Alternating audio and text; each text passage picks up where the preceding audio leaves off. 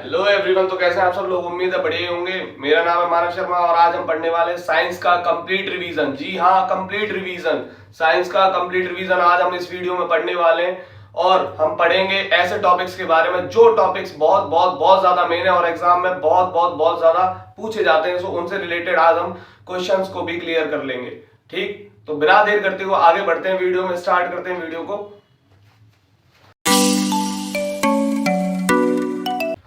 हाँ जी बच्चों, सबसे पहले केमिस्ट्री का फर्स्ट चैप्टर के बारे में बात करेंगे कि केमिस्ट्री के फर्स्ट चैप्टर में कौन से टॉपिक्स मेन है और कौन से टॉपिक्स पे हमें बहुत ज्यादा फोकस करना है। तो सबसे पहले पेन और पेंसिल उठा लीजिए और नोट डाउन करना स्टार्ट करिए। बहुत स्पीड के साथ हम रिवीजन करने वाले। फर्स्ट टॉपिक है बेटा characteristic of a chemical reaction. Chemical reaction की कितनी कैरेक्टरिस्टिक होती है? कितनी कैरेक्टरिस्टिक होती है? 5 कैरेक्टरिस्टिक। ठीक, कितनी कैरेक्टरिस्टिक? 5 कैरेक्टरिस्टिक। दूसरा है types of chemical reaction. Chemical reaction कितने टाइप की होती है? केमिकल रिएक्शन कितने टाइप की होती है? 4 टाइप की। केमिकल रिएक्शन कितने टाइप की होती है? 4 टाइप की। ये चारों पार्ट पढ़ने कितने टाइप की होती है, कैसी होती है, क्यों होती है। बात करें ऑक्सीडेशन और रिडक्शन। अगला टॉपिक है ऑक्सीडेशन और रिडक्शन। ये आपको इंपॉर्टेंट टॉपिक है, ये आपको पढ़ना है। ऑक्सीडेशन क्या होता है, रिडक्शन क्या होता है, क्लियर है। इसके बाद बात करें रिडॉक्स रिएक्शन की। रिडॉक्स रिएक्शन क्या होती है, क्यों होती है, कैसे होती है, इसको आपको पढ़ना है इस चैप्टर में। ठीक, ये हमारा chemical reaction and equation complete हो गया चैप्टर। इससे ज्यादा इस चैप्टर में और कुछ भी नहीं पूछा जाता। मेन टॉपिक्स यही हैं। आगे बढ़ते हैं दूसरा एसिड बेसिस एंड सॉल्ट की तरफ।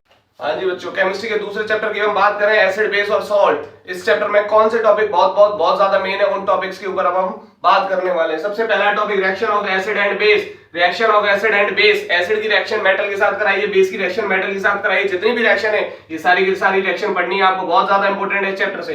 ठीक, दूसरा है application of pH. Application of pH. PH से जितने भी क्वेश्चन है वो सारे पढ़ डालने, जितने भी क्वेश्चन है वो सब पढ़ डालो।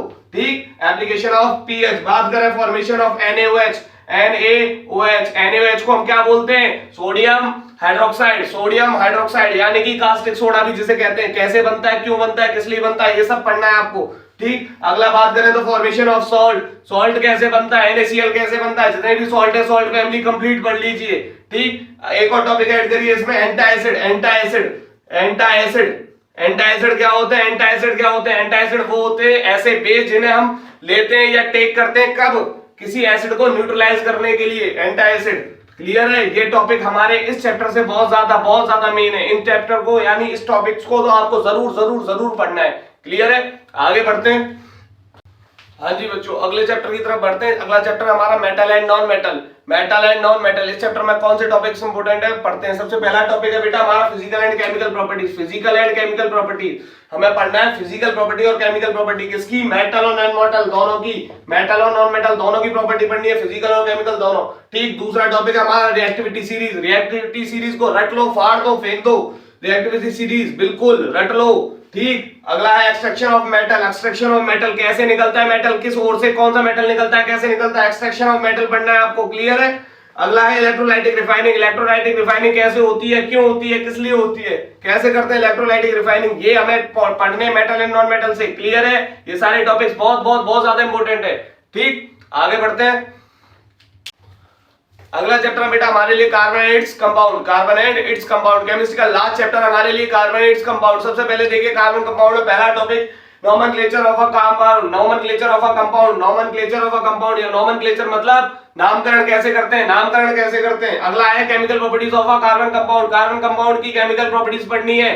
ठीक, अगला है फंक्शनल ग्रुप। फंक्शनल ग्रुप बनाने केमिकल जितने भी फंक्शनल ग्रुप बनाता है, कार्बन जितने फंक्शनल ग्रुप बनाता है, OH CHO जितने भी फंक्शन को बनाता है वो सब के सब यहां लिखने। बचा आइसोमर। बेटा आइसोमर जरूर पढ़ लेना, आइसोमर बहुत बहुत बहुत इंपॉर्टेंट टॉपिक है। ठीक, इसके बाद लास्ट टॉपिक है इस चैप्टर का और केमिस्ट्री का भी, soap and detergent. Soap and detergent ये जरूर पढ़ लेना, सोप एंड डिटर्जेंट। ठीक, क्लियर है। यहां हमारी हो जाती है केमिस्ट्री खत्म। अब बात करते हैं बेटा बायो की, क्लियर है।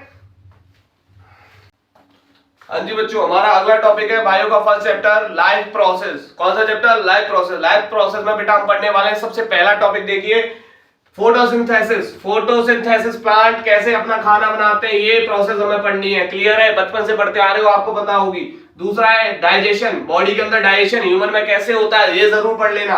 अगला है रेस्पिरेशन। रेस्पिरेशन क्या होता है, कैसे होता है, बहुत बड़ा टॉपिक है, क्लियर करना जरूरी है। ठीक, सर्कुलेशन पढ़ना है। सर्कुलेशन बॉडी में ब्लड कैसे आता है, कहां से फ्लो करता है, कहां से ऑक्सीजन इसमें मिक्स होती है सर्कुलेशन के साथ। अगला टॉपिक डबल सर्कुलेशन ऐड करना, डबल सर्कुलेशन भी ऐड कर लेना सर्कुलेशन के साथ, ये भी पढ़ना है इसके साथ, क्लियर है। अगला यूरिन फॉर्मेशन जरूर पढ़ लेना, नेफ्रॉन बनाती है यूरिन को, ग्लोमेरुलस, बोमेन कैप्सूल कहां से आता है, किसमें क्या मिक्स होता है, ये जरूर पढ़ लेना। यूरिन फॉर्मेशन यानी कि बात करें एक्सक्रिएशन की, बेटा एक्सक्रिएशन इसमें ऐड करना है एक्सक्रिएशन, ये भी हमें पढ़ना है इस चैप्टर में, क्लियर है। इस चैप्टर में एक्सक्रिएशन भी हमें पढ़ना है, क्लियर है, यानी इस चैप्टर का भी हमारा डाउट क्लियर। आगे बढ़ते हैं नेक्स्ट चैप्टर की तरफ।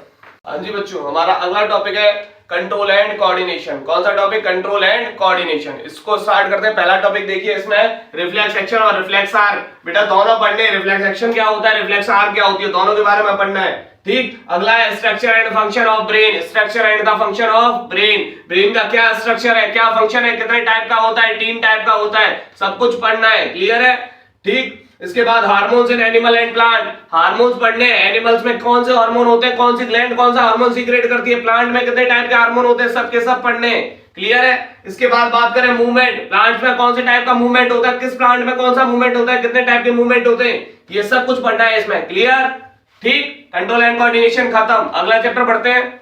हाँ जी बच्चा, हम बात करें अगला चैप्टर हमारे लिए how do organism reproduce, how do organism reproduce. इसमें पहला टॉपिक देखिए, modes of asexual reproduction, modes of asexual reproduction, asexual reproduction कितने टाइप से हो सकता है, वो सारे पढ़ने हैं, ठीक। दूसरे है double fertilization in plants, plant में डबल फर्टिलाइजेशन क्या होता है, डबल फर्टिलाइजेशन में क्या होता है, ट्रिपल फ्यूजन, डबल फर्टिलाइजेशन और ट्रिपल फ्यूजन दोनों पढ़ने, क्लियर है। इसके बाद बात करें reproductive system in the male and female, human male और ह्यूमन फीमेल में दोनों के रिप्रोडक्टिव सिस्टम विद डायग्राम पढ़ने बेटा, विद डायग्राम, सारे ऑर्गेनिज्म के नाम विद डायग्राम, क्लियर है, डायग्राम के साथ पढ़ने, डायग्राम को रट लीजिए। अगला है पॉलिनेशन, पॉलिनेशन कितने टाइप का होता है, 2 टाइप का, सेल्फ और क्रॉस दोनों पढ़ने, क्लियर है। इसके बाद बात करें फर्टिलाइजेशन कंप्लीट पढ़ना है, कहां जायगोट फॉर्मेशन होता है, ठीक, क्या एम्ब्रियो होता है, कहां फीटस होता है, सारा पढ़ना है फर्टिलाइजेशन में, क्लियर है। इसके बाद बात करें बर्थ कंट्रोल मेथड पढ़ने, ठीक है, इनके ऊपर बहुत ज्यादा चर्चा हो रही है, इसलिए बर्थ कंट्रोल मेथड जरूर पढ़ने, क्लियर है, ठीक। अगला टॉपिक पढ़ते हैं। हाँ जी बच्चों, अगला टॉपिक है हमारा हेरिडिटी। कौन सा? हेरिडिटी में बेटा पहले 2 था, हेरिडिटी और इवोल्यूशन, ठीक। अब काट कर केवल इवोल्यूशन को हटा दिया गया, बचा हमारे पास हेरिडिटी, और हेरिडिटी में हमारे पास ज्यादा टॉपिक्स मेन नहीं है। पहला टॉपिक है monohybrid and dihybrid cross, monohybrid और डाई हाइब्रिड दोनों का चार्ट और दोनों का रेशियो भी, चार्ट और रेशियो दोनों पढ़ लीजिएगा, ठीक। अगला है मेंडल्स लॉ, मेंडल ने कितने लॉ दिए, 3 लॉ, तीनों के बारे में पढ़ना है, ठीक है, क्लियर है, ठीक। आगे बढ़ते हैं।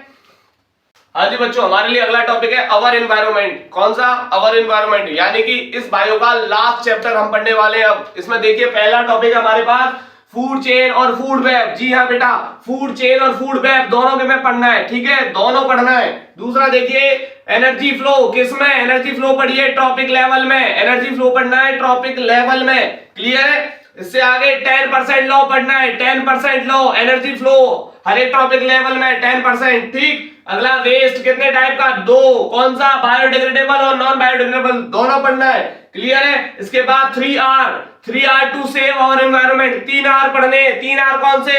रिड्यूस और रिसाइकल, तीनों के तीनों पढ़ने, क्लियर है, तीनों R, 3Rs, क्लियर है, ठीक। आगे बढ़ते हैं बेटा फिजिक्स की तरफ। हाँ जी बच्चों, हमारे पास अगला टॉपिक है, अगला चैप्टर हमारा है लाइट रिफ्रैक्शन एंड रिफ्रैक्शन, ठीक, लाइट रिफ्लेक्शन एंड रिफ्रैक्शन। इसमें पहला टॉपिक देखिए फटाफट से, देखिए इमेज फॉर्मेशन, क्या पढ़ना है हमें? इमेज फॉर्मेशन, इमेज कैसे बनती है, किसमें कैसे बनती है, ठीक, इमेज फॉर्मेशन। अगला रिफ्लेक्शन एंड रिफ्रैक्शन, रिफ्लेक्शन क्या होता है और रिफ्रैक्शन क्या होता है, दोनों में क्या अंतर होता है, ये हमें पढ़ना है, क्लियर है। बात करें मिरर फॉर्मूला, यानी हमें मिरर फॉर्मूला और पढ़ना है और लेंस फॉर्मूला, दोनों के दोनों पढ़ने बेटा, ठीक है, मिरर फॉर्मूला और लेंस फॉर्मूला। इसके बाद बात करें स्नेल्स लॉ भी पढ़ना है हमें, बहुत ज्यादा जरूरी है स्नेल्स लॉ, क्लियर है, स्नेल्स लॉ। इसके बाद बात करें लास्ट क्या करना है हमें? न्यूमेरिकल्स करने, किसके? लेंस फॉर्मूला और मिरर फॉर्मूला के, ठीक है, मैग्निफिकेशन के साथ न्यूमेरिकल्स करने इन टॉपिक्स के, क्लियर है, ठीक। अगला चैप्टर पढ़ते हैं। हाँ जी बेटा, अगले चैप्टर की बात करें, अगला चैप्टर बेटा ह्यूमन आई। कौन सा? ह्यूमन आई में टॉपिक देखिए फटाफट। देखिए पहला टॉपिक हमारे पास defect of the vision and their correction. Defect of the vision and their correction क्या पढ़ेंगे हम इसमें? पढ़ेंगे विजन यानी कौन सी बीमारियां होती हैं आंख में और उसके करेक्शन, कैसे हम उसे सही कर सकते हैं। क्लियर है? दूसरा topic scattering of light. Scattering of light पढ़िएगा जरूर। विबग्योर ये जरूर पढ़ना है इसमें, ठीक। स्कैटरिंग ऑफ लाइट से जितने रिलेटेड क्वेश्चन है उन्हें पढ़ लो, विबग्योर पढ़ लो। क्लियर है? एटमॉस्फेरिक रिफ्रैक्शन क्या होता है, कैसे होता है, क्यों होता है। क्लियर है? एटमॉस्फेरिक रिफ्रैक्शन पढ़ना है इस चैप्टर में। क्लियर है? ठीक। अगला टॉपिक देखिए।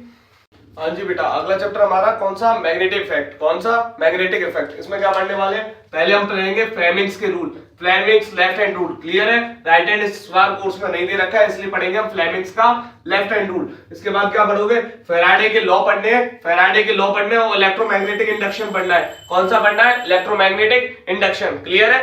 Electromagnetic induction. ठीक, आगे बढ़ो। हाँ जी बेटा, हमारा अगला टॉपिक है इलेक्ट्रिसिटी। कौन सा? इलेक्ट्रिसिटी। फिजिक्स का लास्ट चैप्टर है इलेक्ट्रिसिटी। ठीक, इसमें पहला टॉपिक देखो फटाफट, रेजिस्टेंस। क्या? रेजिस्टेंस पढ़ना है हमें। ठीक, इसके बाद combination of resistor. Combination of resistor का मतलब क्या है? पैरेलल और सीरीज दोनों का कॉम्बिनेशन पढ़ना है। कौन सा? पैरेलल और सीरीज। और उसकी एप्लीकेबिलिटी। एप्लीकेबिलिटी मतलब कहां पर यूज होगा, कहां सीरीज होगा, कहां पैरेलल होगा। एक बार दोनों का फिगर देख लीजिएगा। ठीक, अगला देखो इलेक्ट्रिक पावर। इलेक्ट्रिक पावर क्या होती है, कैसे जनरेट होती है, क्यों होती है। क्लियर है? पावर जरूर पढ़िएगा। ठीक, इसके बाद बात करें relation between P V I R. इसका मतलब क्या है? रिलेशन पढ़ना है पी से वी का, आई का, आर का, यानी इन सब का आपस में रिलेशन पढ़ना है। क्लियर है? इसके बाद ओम्स लॉ क्या होता है? ओम्स लॉ क्या होता है ये पढ़ना है। क्लियर है? ओम्स लॉ जरूर पढ़िए। इसके बाद है फ्यूज। फ्यूज जितने भी होते हैं इलेक्ट्रिक फ्यूज घर में यूज करे जाते हैं, क्यों होता है, क्या होता है। ठीक है, किसका बना होता है, किस मेटल का बना होता है, यानी मेल्टिंग पॉइंट हाई होता है, लो होता है, ये सारी चीजें आपको इसमें पढ़नी है। क्लियर है? यही हमारा ये वीडियो खत्म होता है। आया आपको अगर समझ तो लाइक करिए, शेयर करिए, कमेंट करिए, सब्सक्राइब करिए। और आपको इनमें से किसी भी टॉपिक के ऊपर डिटेल्ड वीडियो चाहिए तो कमेंट में मेरे को जरूर बताइएगा, मैं उसके ऊपर डिटेल्ड वीडियो आपको लाके दूंगा। ठीक है? Thank you.